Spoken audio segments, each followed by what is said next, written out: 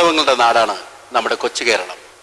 മുത്തുക്കുടയും നെറ്റിപ്പട്ടവും വെൺചാമരവും താലപ്പൊലിയും മാനത്ത് വർണ്ണവിസ്മയങ്ങൾ തീർക്കുന്ന വെടിക്കെട്ടും നിറഞ്ഞതാണ് നമ്മുടെ ഉത്സവങ്ങൾ.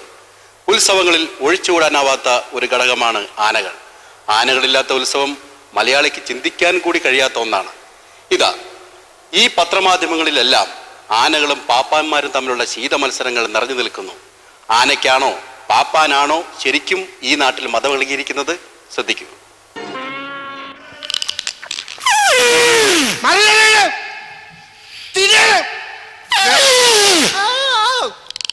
രറ്റാറ്റി പുറകാലോട് കടിച്ചാൽ മതലിന്റെ അപ്പുറം പോയി കിടക്കും. വൃത്തിയിട്ട ശവം. നിന്നെയൊക്കെ വളർത്തണ നേരം കൊണ്ട് വല്ല പൂച്ചനെ വെച്ച് വളർത്തിയ വാലാട്ടി കാണിക്കും. ചേട്ടാ, ഗ്ലാഡ് ടു മീറ്റ് യു. നമസ്കാരം ഉണ്ടെന്ന്. എന്റെ ചേട്ടാ, ഞാൻ മലയാള മനോരമ ദിനപത്രത്തിൽ നിന്ന് വരികയാണ്. ഞാനിവിടുന്ന് പോണോ? ചേട്ടനൊന്ന് ഇന്റർവ്യൂ ചെയ്യാൻ വേണ്ടി വന്നു. ചേട്ടന്റെ ഫോട്ടോ ഒക്കെ വെച്ചിട്ട് ഒരു ലേഖനം തയ്യാറാക്കാൻ വേണ്ടി വന്നതാ. ചരമക്കുളത്തിലാണോ? എന്താണ് ചേട്ടൻ ഇങ്ങനെ തറുതലയൊക്കെ പറയണത്? അപ്പൊ ചേട്ടനെ കുറിച്ചും ചേട്ടന്റെ ആനയെ കുറിച്ചും ചേട്ടന്റെ ജീവിതത്തെ കുറിച്ചൊക്കെ കുറച്ച് കാര്യങ്ങൾ അറിഞ്ഞാൽ കൊള്ളാന്നുണ്ട്. കേരളത്തിൽ വളരെ പ്രശസ്തനായിട്ടൊരു പാപ്പാനുള്ള ചേട്ടൻ. അപ്പൊ അങ്ങനെ എല്ലാരും പറഞ്ഞു കേട്ടിട്ടുണ്ട്. അപ്പൊ അതുകൊണ്ട് ചേട്ടനൊന്ന് ഇന്റർവ്യൂ ചെയ്യാൻ വേണ്ടി ഞങ്ങൾ വന്നതാണ്. ഒന്നാമത്തെ ചോദ്യത്തിൽ കിടക്കാലോ? ചേട്ടാ, ആനയുടെ പ്രധാനപ്പെട്ട ലക്ഷണങ്ങൾ എന്തൊക്കെയാണ്? ആനയുടെ പ്രധാനപ്പെട്ട ലക്ഷണം എഴുതിക്കോ. ആനക്ക് 2 കൊമ്പുണ്ടാവും. 2 കൊമ്പ്. അതിന്റെ ഇടയ്ക്ക് ഒരു തുമ്പിക്കൈ ഉണ്ടാവും.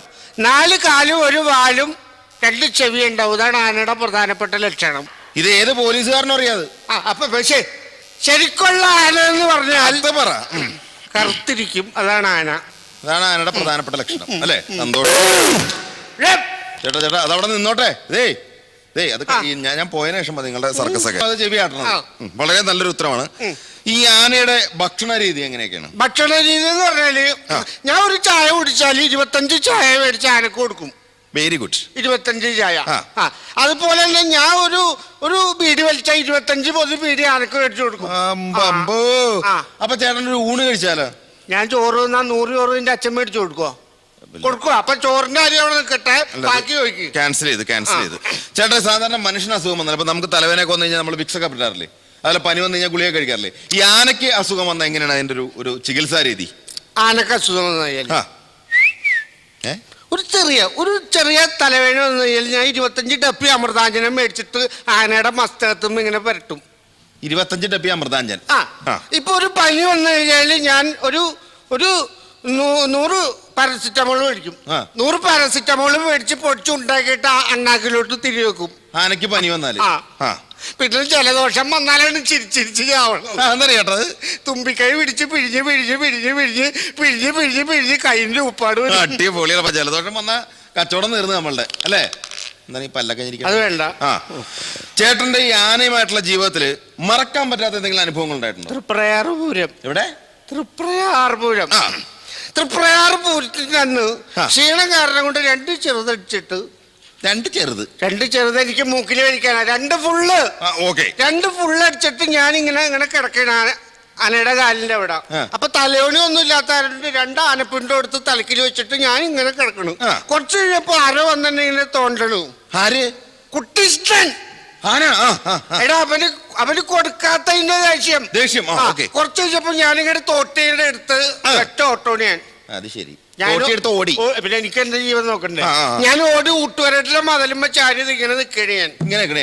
അപ്പൊ കുട്ടീഷിനെ വന്ന് ഇങ്ങനെ നിൽക്കണു.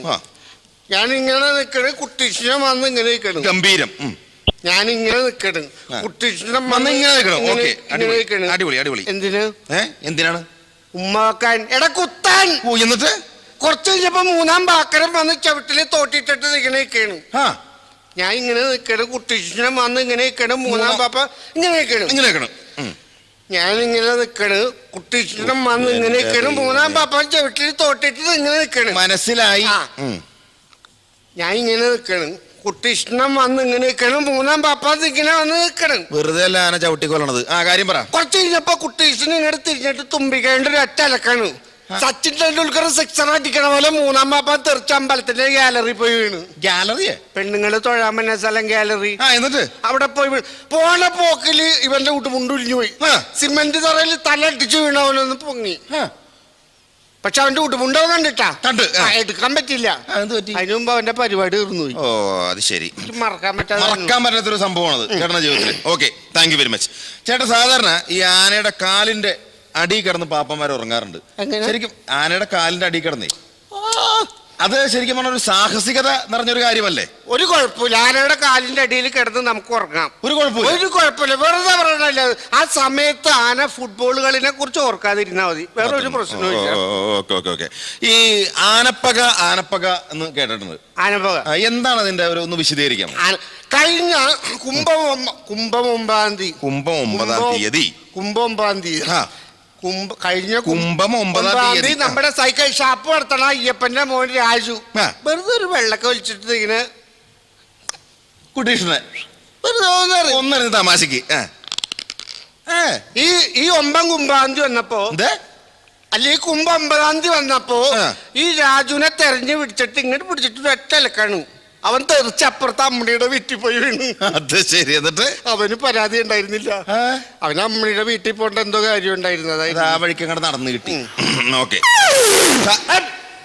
ചേട്ടോ കണ്ടാ തലവിളിക്കണ എന്താണത്? അനുസരണല്ല, നിന്നെ എടുത്തോളാന്ന് പറയണു. എന്റെ പൊന്ന് ചേട്ടാ അവിടെ നിന്നോട്ടെ, വില ചങ്ങലൊക്കെ ഇട്ട് നിൽക്കാല്ലേ? നിനക്കറിയാം. ഞാൻ ഒരു കാര്യം ചോദിക്കട്ടെ, ചേട്ടൻ ഇത്രയും ധൈര്യം ഉണ്ടായിരുന്നു ഇത്ര അകലെ ഈ ആനയുടെ അകലെ നിൽക്കുന്ന എന്താ? ഇത്ര അകലെ ഞാൻ അതിന്റെ അടുത്ത് എന്നിട്ട് അതിന്റെ തുമ്പി കൈ കൊണ്ട് ഒറ്റടിക്ക് എന്നെ പണി തീർന്ന എന്റെ ഭാര്യനെയും പിള്ളേരെയും നീ പോറ്റുവോ? ഇല്ല. അല്ലെ പോറ്റുവോ? ഇല്ല.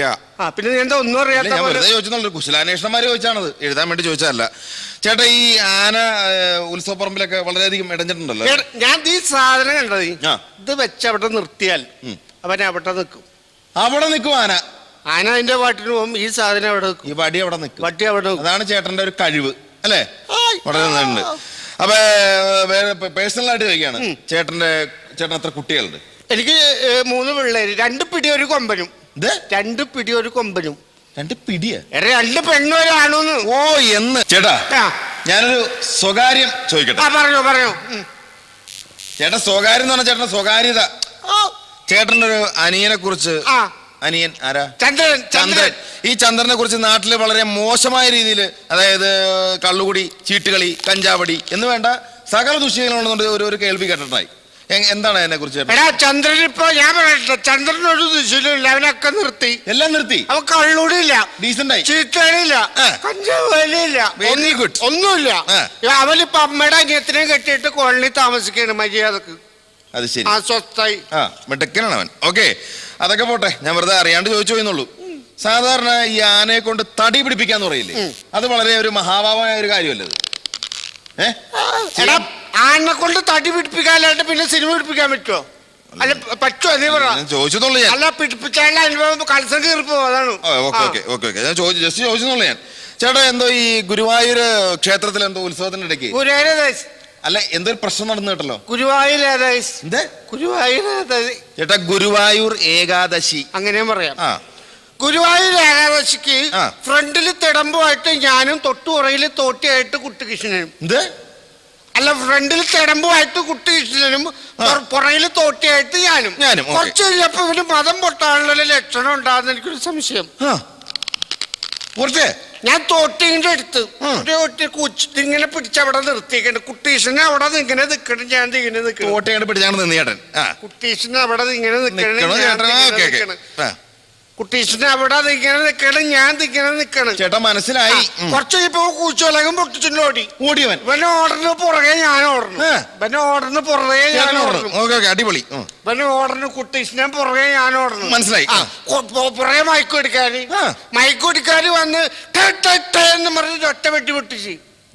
ചേട്ടാ ഈ ഒറ്റ വെടിക്ക് എങ്ങനെ 3 ശബ്ദം കേൾക്കണത്? അത് ഞാൻ എക്കോ ഇട്ടാനിടാ. വെട്ടി പൊട്ടിയതും എന്റെ ബോധം പോയി. എന്തെന്നൊക്കെയാണ് ഇയാൾ ഈ പറയണത്? ചേട്ടാ ആനക്കിട്ട് വെടിവെച്ച ചേട്ടന്റെ ബോധം പോണെ എങ്ങനെയാ? കമ്മിറ്റിക്കാരി പറഞ്ഞതാണ് മര്യാദക്ക് ആനയുടെ ചവിട്ടിൽ തോട്ടിയിട്ട് ഭ്രാന്ത് പിടിപ്പിച്ചത് അവനാണ്. വെക്കടേ വെടി അവനെന്ന് പറഞ്ഞു. ആയിക്കോട്ടെ, എനിക്ക് വെച്ചത്. വളരെ നന്നായി അത്. പക്ഷെ എന്തായാലും വെളുപ്പിന് അവര് പറഞ്ഞിട്ട ഉത്സവ പരിപാടിയൊക്കെ വാങ്ങിയായിരുന്നു, എനിക്ക് ഓർമ്മ ഉണ്ടായിരുന്നില്ല. അതുകൊണ്ടായിരിക്കും. ഓക്കെ ചേട്ടാ, സാധാരണ ഞാനൊരു കാര്യം ചോദിക്കട്ടെ, ഈ ആനമാല് കൊണ്ട് മോതിരം കിട്ടിക്കഴിഞ്ഞാൽ പേടി പോകുന്നൊക്കെ ഒരു പഴമൊഴി ഉണ്ടല്ലോ. സാറിന് ആനപ്പാപ്പന്മാര് പതുക്കെ ആനവാലൊക്കെ ഇങ്ങനെ പൊട്ടിച്ച് കാശൊക്കെ കൊടുത്ത്? അത് ഞാനല്ല, അത് ചേട്ടൻ ചെയ്യാറുണ്ടോ അങ്ങനെ? ആ പരിപാടി കണ്ണ കിട്ടില്ല. 3-ാം പാപ്പൻ പാക്കരങ്ങൾ ചെയ്യുമായിരുന്നു. അപ്പൊ അവൻ ഈ ആനവാല് പൊട്ടിച്ചിട്ടല്ല കൊടുത്ത് ചെറുതടിക്കണത്. അവന് ഈ വാല് പൊട്ടിച്ച് ഒരു ദിവസം എന്റെ ആത്മാർത്ഥമായിട്ടുള്ള സുഹൃത്ത് രാജൻ വന്നു. അവനൊരു ആനവാല് വേണമെന്ന് ഞാൻ അവന്റെ 100 രൂപ വാങ്ങിക്കുകയും ചെയ്തു. ഞാൻ വന്ന് നോക്കിയപ്പോ ആനക്ക് ഒരൊറ്റ വാലില്ല. എല്ലാം തീർന്നു. പാക്കരം പൊട്ടിച്ചോണ്ട് കുറച്ച് കഴിഞ്ഞപ്പോ ഞാനാണെങ്കിൽ എന്ത് ചെയ്ത് ഇവിടെ ആനവാല് കൊടുക്കണം, എനിക്ക് കൊടുക്കാതിരിക്കാനും പറ്റാം. കുറച്ച് ഞാൻ പോയിട്ട് ഒരു ടങ്കീസ് മേടിച്ച് ടാറിൽ മുക്കിയിട്ട് ആനവാലെന്ന് പറഞ്ഞുകൊണ്ട് കൊടുത്തു. ഇവരതുകൊണ്ട് മോതിരം കെട്ടിച്ചിടുകയും ചെയ്തു. എന്നിട്ട് പക്ഷെ ഇപ്പോഴും അവന് ഉറക്കം കിട്ടാനില്ല കേട്ടാ. അവൻ എന്നെ നേഴ്സി കിടക്കുന്നതാണ്. എന്താ പറ്റിയത് എന്താ? അവന് ഉറക്കം കിട്ടാനില്ല. അവൻ വെയിലത്ത് നിന്ന് കഴിഞ്ഞപ്പോ ടാറ് ഉരുകിപ്പോയി. ഓക്കെ, അപ്പൊ ഇവിടെ നിന്ന് എന്റെ ആരോഗ്യം ചീത്തയാവുന്ന അർത്ഥം അല്ലേ? ചേട്ടാ, ഈ ആനച്ചോറ് കൊലച്ചോറെന്നൊരു ഒരു പഴമൊഴി ഉണ്ടല്ലോ, എന്താണ് അതിനെ കുറിച്ച്? ആര് പറഞ്ഞ ആനച്ചോറ് കൊലച്ചോറല്ല? പിന്നെ എന്റെ ഭാര്യ സരള നല്ലതാണ് ശരിക്കും കൊലച്ചോറ്. എന്താ കാരണം? അവള് കഴിഞ്ഞ ആഴ്ച ചോറിൽ എനിക്ക് വിഷം വെച്ച് തരാൻ നോക്കിയില്ലേ? എന്നിട്ട് ചേട്ടൻ കണ്ടുപിടിച്ചു, ഞാൻ രക്ഷപ്പെട്ടുപോയി. പതുക്കെ അടിക്കുക, അത് ആകെ കുറച്ചുള്ളൂ. ഗുരുവായൂർ. ഓക്കെ, കുഴപ്പമില്ല. പിന്നെ ഒരു പ്രധാനപ്പെട്ട കാര്യം ചോദിക്കട്ടെ. സാധാരണ ഈ ആനയുടെ പുറത്തിരുന്നോണ്ട് പാപ്പന്മാരിങ്ങനെ ഉറങ്ങി പോണാറുണ്ട്. ആന ഇങ്ങനെ കൃത്യമായിട്ട് ആ സ്ഥലത്തേക്ക് ചെല്ലണം. ഞാൻ ഉറങ്ങാറുണ്ട്. അതിനൊക്കെ എന്ന് പറഞ്ഞാൽ പൂരം കഴിഞ്ഞു കഴിഞ്ഞാല് ഞാൻ ഈ തിടമ്പ അടിച്ച് മാറ്റുന്ന സമയത്ത് ഞാൻ ഫ്രണ്ടിൽ ചെന്ന് നിന്ന് കുന്നംകുളം വഴി ഗുരുവായൂർ, കുന്നംകുളം വഴി ഗുരുവായൂർ, കുന്നംകുളം വഴി ഗുരുവായൂർ. ട്രക്കർ സ്റ്റാൻഡേർഡാ. ഞാൻ ആനയുടെ മൂത്തൊക്കെ പറയും, ആനക്ക് മനസ്സിലാവും. അപ്പൊ അവന് മനസ്സിലായിട്ട് കറക്റ്റ് ആനയുടെ മുകളിൽ കയറിയിട്ട് ഞാൻ ഉറങ്ങും. അവ കറക്റ്റ് ഗുരുവായൂർ എന്ന് നിൽക്കും. അതെ, ഞാൻ കണ്ണൂർ നോക്കുമ്പോ കോഴിക്കോട് പോയി അവന്റെ ഫ്രണ്ടിൽ കൂടി ഒരു പിടിയാന കൊണ്ടുപോയി അവൻ അതിന്റെ പുറകെ. അത് ശരി, ചേട്ടന്റെ ആന. ചേട്ടാ, അപ്പൊ നമ്മളുടെ ഇന്റർവ്യൂ, വളരെ മനോഹരമായ ഇന്റർവ്യൂ അവസാനിച്ചിരിക്കുകയാണ്. അപ്പൊ സാധാരണ ഞങ്ങള് ഇന്റർവ്യൂ കഴിയുമ്പോ എല്ലാവരോടും ചോദിക്കുന്ന ഒരു ചോദ്യമുണ്ട്. ചേട്ടന്റെ അവസാനത്തെ ആഗ്രഹം ഒന്ന് പറയാമോ? എന്റെ അവസാനത്തെ ചേട്ടാ, അവസാനത്തെ ആഗ്രഹം എന്ന് പറഞ്ഞാൽ ഒടുക്കത്തെ ആഗ്രഹമല്ല. ഏതൊരു മനുഷ്യൻ നമ്മളിങ്ങനെ ഭംഗിയായിട്ട് പറയില്ലേ നമ്മള്, അതായത് നമ്മുടെ ഏറ്റവും വലിയ ജീവിതാഭിലാഷം എന്ന് പറയില്ലേ, നമ്മുടെ ജീവിതത്തിലെ ഏറ്റവും വലിയ ആഗ്രഹം.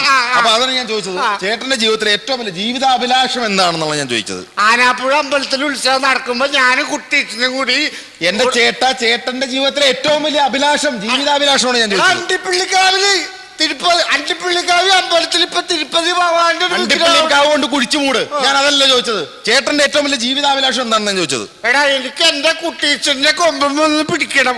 നീ സഹായിച്ച അതിന്റെ പുറത്ത് കയറിയൊക്കെ ഉള്ളാന്നൊരു ആഗ്രഹം ഉണ്ടടാ. പിടിച്ചേ, എന്തിനാണ്? ചങ്ങല പൊട്ടിച്ചടാ.